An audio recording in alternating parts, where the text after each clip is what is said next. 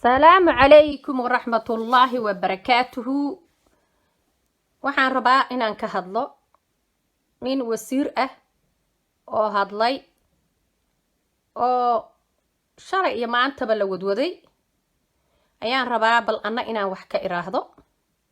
oo dad saaxiibo aan nahay ay soo gaarsiiyeen. hawshan waa hawlahaygii. waxaan jeclahay madaxda in aan dhaliilahooda sheego bal inay wax yar uun ku qaataan. kolley dhaga laab u duleelaa jiraa layiri iyo dhaga layr u duleele eh.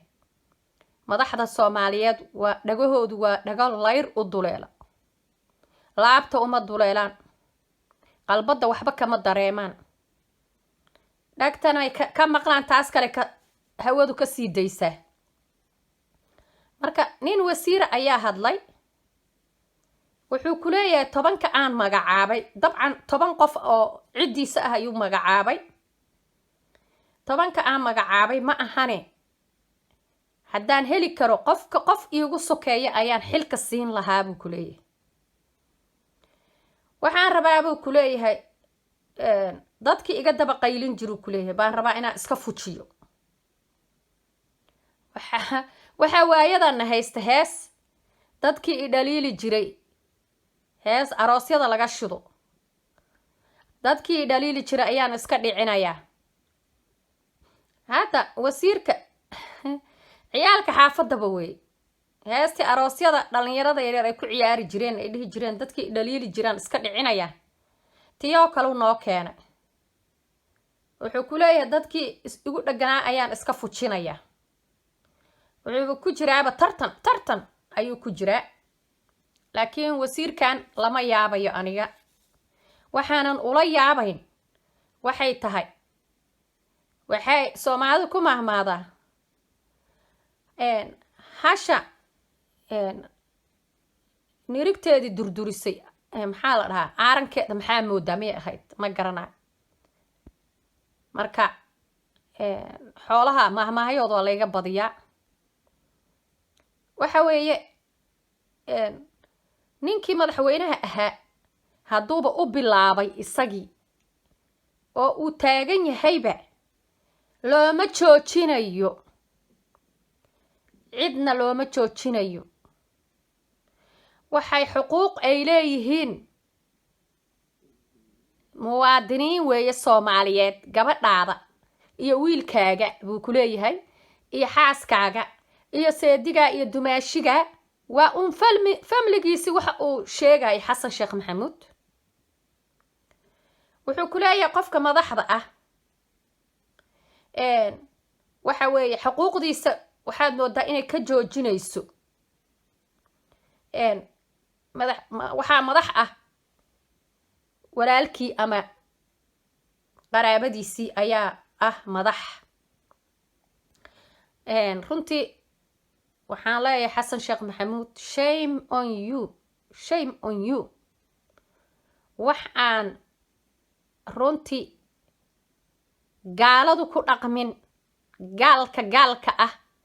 ee Afrikaanka ah ee madow ee haddaanu Soomaali nahay aanu caayi jirnay dadka Afrikaanka ee madow aan dhihi jirnay aqli 6 saac baa ku caqli dhaama Xasan Sheekh Maxamuud. William Ruto ayaa su'aal la weydiiyay madaxweynaha Kenya. waxaa la yiri wada bood gabadhaada ma siin lahayd iyo qaraabadaada. wuxuu yiri mayo dhah ma siiyan.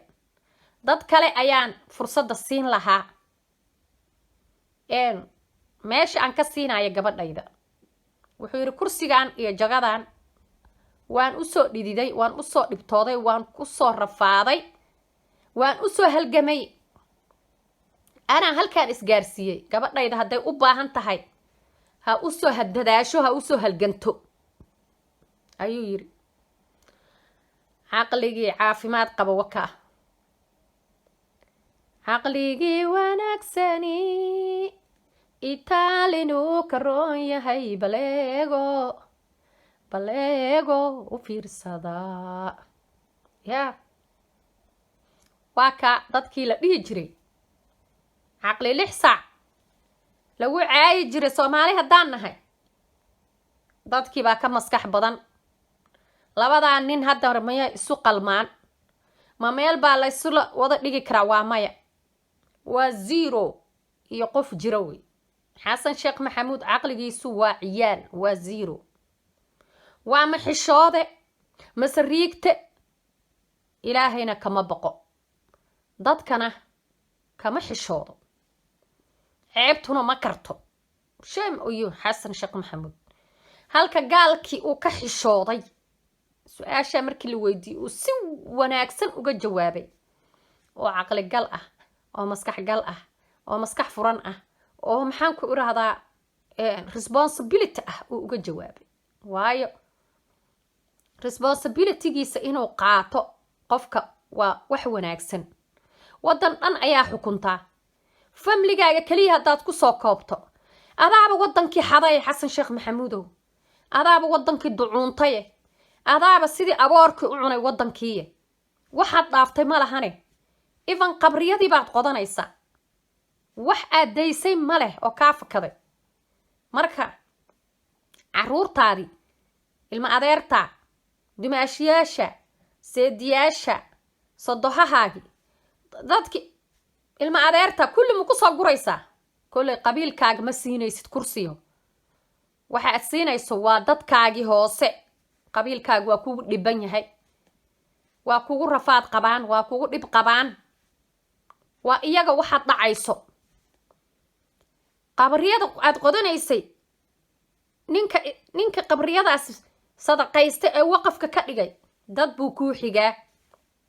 waana kaa qabri markuu dhintay aad qabrigiisa faganayso aad rabto qabrigiisa intaad ka soo saarto inaad dad ka iibsato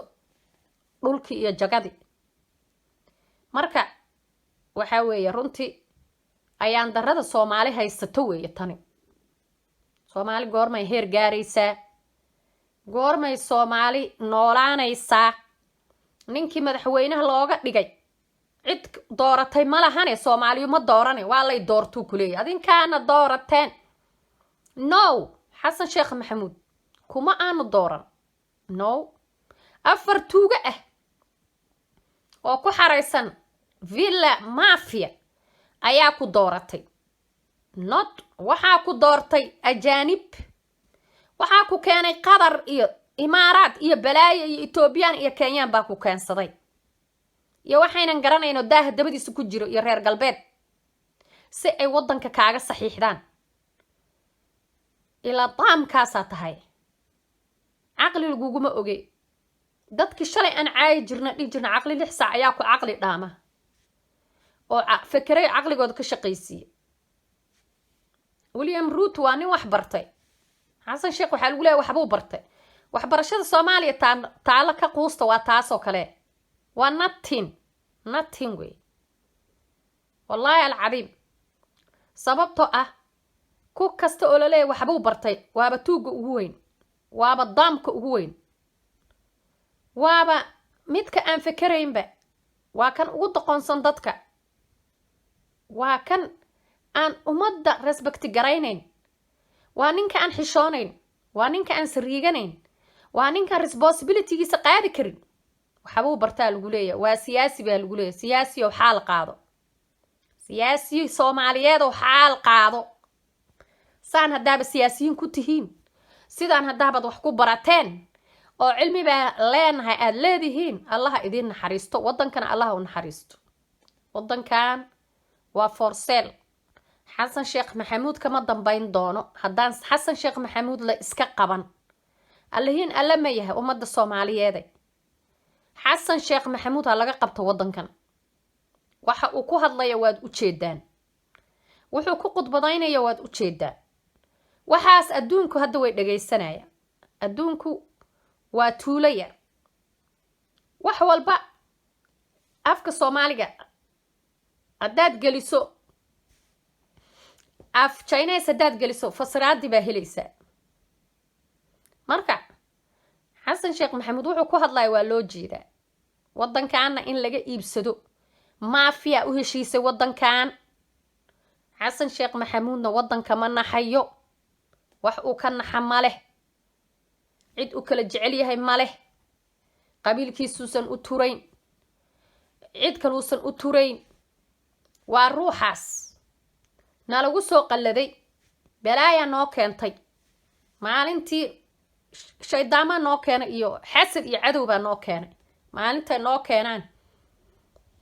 baa dhibaato noogu horreysay waa kaas maanta waa kaa waxaa dabagalay oo falo gareeyey madaxdii kale oo ku dhahaya maxaa diidaya haddii aan dadkayga keensado waa la iiga horreeyey waana loo iclaamiyeyba ha u joojininu yiri ha u jixinjixina xasan sheekh maxamed wuxuu yidhi ha u jixinjixina keensada dadkiina keensadu yiri gabadhayda maxaa diidaayo kuleeyahaba shame on you xishoonayst ilaana kama baqayst wallaahi bilaahi marka soomaalida see u noolaanaysaa sidee u noolaanaysaa waddanka wuxuu noqonayaa gaajo iyo afar nool family baa qabsanaya waddanku boqortooye ma aha like boqortooye ayuu u dhaqmayaa xasan sheekh maxamuud sacuudigii miyaa noqonay sacuudiga ilma adeer ilma abti ilma eedo waxaas meelaha loo kala dhiibaa marka ma boqortooyaan nahay ma nihin boqortooyo suu u dhaqmaa xasan sheekh maxamuud sheekadan u bilaabana waa like boqortooyo famligiisa keliya ayaa qadaynaya meesha inta kale way baaba'aysaa nolol ma haystaan dadka way u dhammaanaysaa madaxda iyo ciyaalkooda iyo qaraabadooda unbaa noolaanaysa dadka inta kale finish way u dhammaanaysaa taasna ma aha bili-aadanimo ma aha responsibility qof weyn oo macquul ah oo waxgarad ah waxaas kuma dhaqmo sidaana uma dhaqmo qof ilaahay ka bacqaayana sidaa uma dhaqmo xilka loo dhiba ilaahay buu uga baqi lahaa ilaahay dartii buu uga baqi lahaa maalinta yoomal aakhiro ama yoomal qiyaamo uga baqi lahaa dadku ka xishoon lahaa dadkiisu u naxi lahaa ma naxa xataa beerkaa madow xasan sheekh maxamuud ma xishoodo ma naxo aakhiro kama fakero maxaan cunaa maxaan hadaa maxaan qaataa meel kasta gad meel kasta iibi wax kasta saxiix waddankii oo dhan forseelu ka dhig wuu wada saxiixay wuxuuna ka qaatay xaqalqalin ayuu waddankii oo dhan ka qaatay waa u dhammaatay waddan qaamaysan oo buuxa buu ka tagaaya xasan hadduuba waddan ka tagaaya weeye ooba ilaahay naga badbaadiyaba ilaahay ha naga badbaadisay xasan iyo kuwa la midka ah iyo tuugta villa mafia ku jirtoo dhan iyo wuxuu wato xasan iyo gaalada iyo carabta iyo cadowga iyagoo dhan allah naga badbaadisho qur-aan salaamayaa intaasan ka hadlaayay